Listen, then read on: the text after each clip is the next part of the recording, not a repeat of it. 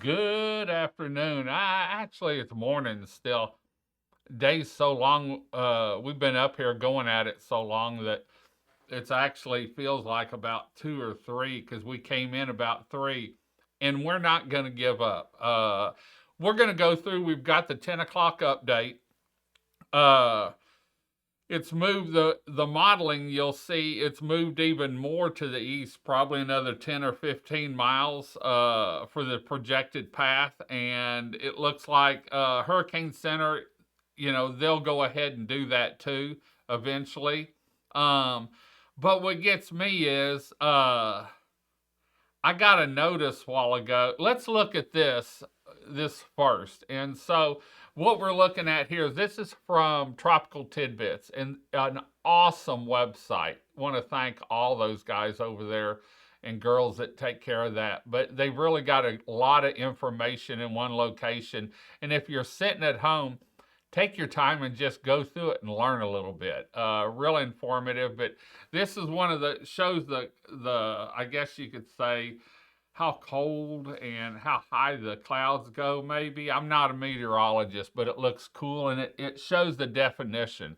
Actually, the storm is the lower one in the sort of in the center, and that over there on the left top is actually some rain offshore, not far from us, and we're going to look at that in just a little bit. But here's the actual. This is radar scope. This is the radar program that I use on my phone and on my desktop, and this is from the Brownsville radar. And so let me switch real quick because right now it doesn't look like we've got any rain offshore. But let me get my mouse down onto the other one, and I'm going to switch to the Galveston or the Houston radar real quick, so that you can see what we have around Bolivar in Texas. So there is some rain offshore. You can see those are some of the bands from the storm, that outer bands probably. But you can see the rain. There, Galveston's right in the center, and Bolivar is just on the side. Here, I tell you what. Let me get my pen out here. I like doing this drawing because I don't get to do it. There's Bolivar Peninsula right there. Just so you can see where we're at compared to the rain. And so haven't had any rain yet, but we're going to get some. And I think we'll get about 3 inches. Like I said, listen to the meteorologists, listen to the National Hurricane Center. I just try and compile all this. Now, as far as intensity, we're going to go through all the charts here. As far as the intensity, everything's starting to come together now. This is the 10 o'clock up, or the 7Z, which is actually 12Z, which is actually 7 a.m. this morning.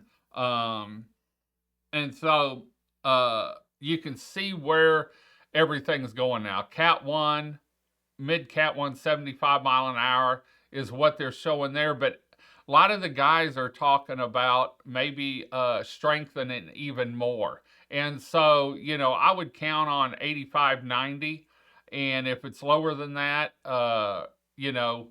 maybe a high Cat 1, low Cat 2.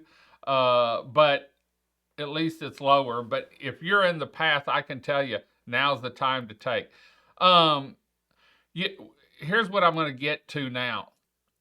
We got a email text alert and an email, a phone call. They hit everything on a voluntary evacuation for Bolivar a while ago, probably about 9:30, 9 o'clock, 9 o'clock, I think, which made me scratch my head a little bit because they didn't call for one when Burrow was coming in.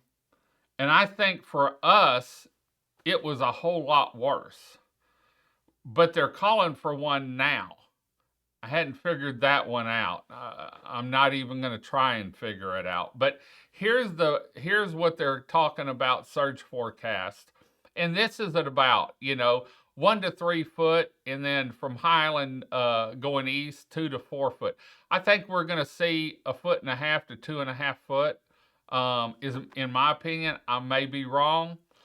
I'm not a meteorologist, but looking at Burl and where it came in and where this one's going, actually, we're going to have a north wind for a lot of when the storm's the closest, probably. And so, I did move the Bolivar Live trailer, the event trailer that has a cam at Stingray, just for safekeeping, because that parking lot floods sometimes. But let's get to the modeling now, and you can see what I was talking about. It's moved a little bit more to the east.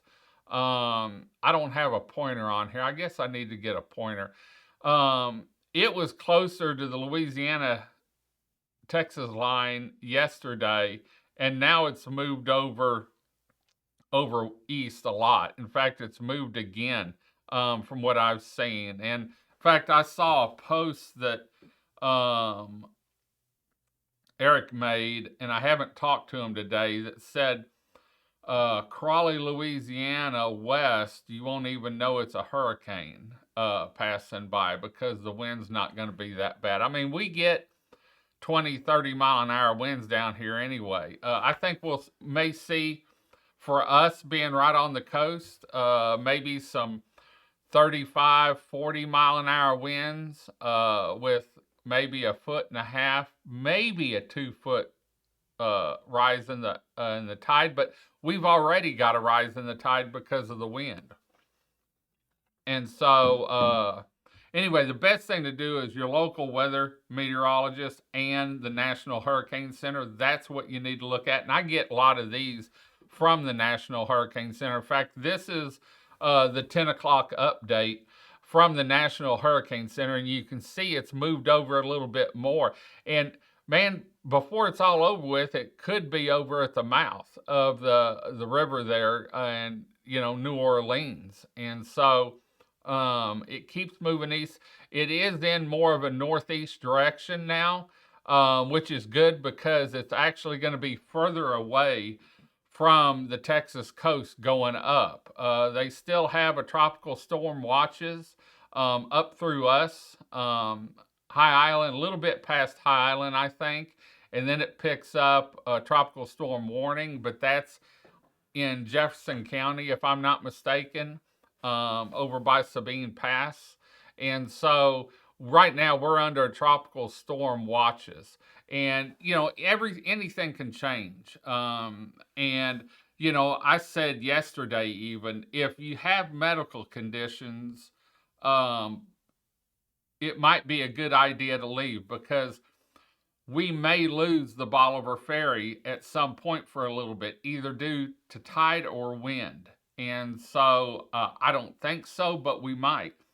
We may lose access to Highway 87 just because of the sand and the debris.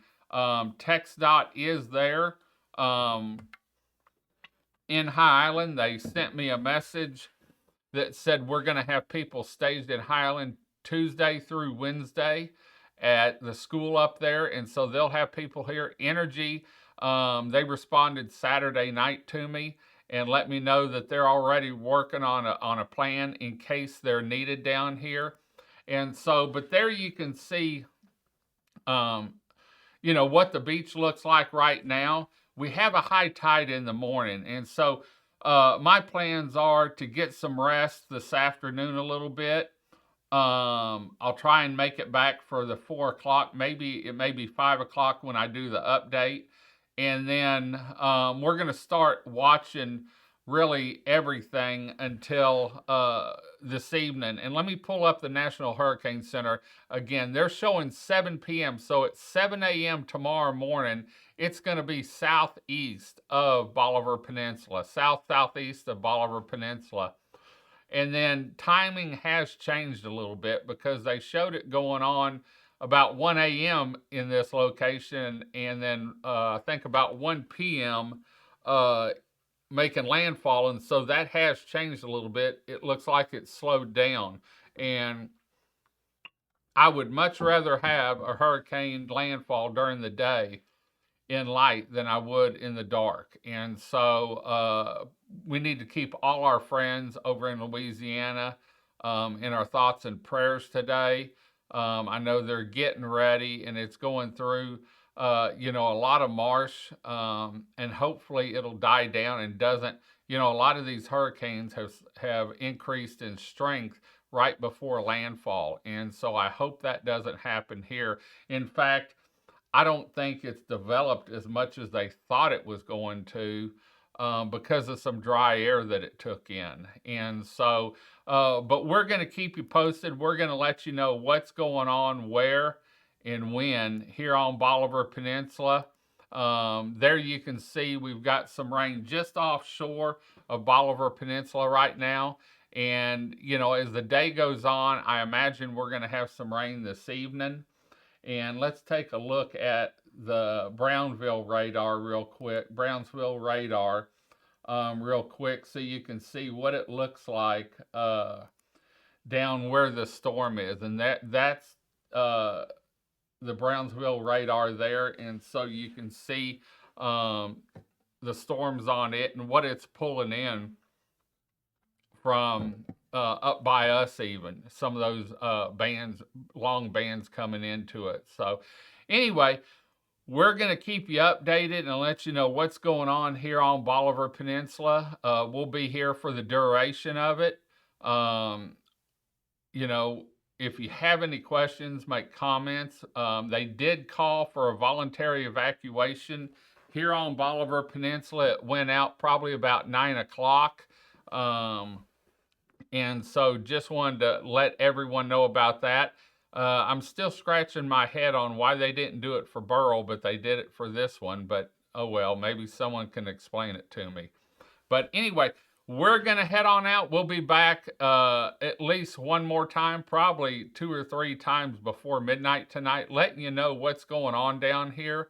And also tomorrow, whenever it's southeast of us, any tide that we have, any rain we have, we're going to let you know what it's like here on our 27 miles of beachfront paradise. So hope y'all enjoyed the show. We'll be back next a little bit later on with more information on the Upper Texas coast. Until next time, remember you can see Bolivar Live anytime. In fact, this camera is a saltwater gospel cam. And so it gives you a good view of the beach, lets you see what's happening out there. And you can see it on our website at BolivarPeninsulaTexas.com. Until next time, I'm David with Bolivar Live. Y'all have a great day, great week. Come see us. Come explore Bolivar Peninsula once we get past this. God bless and bye-bye.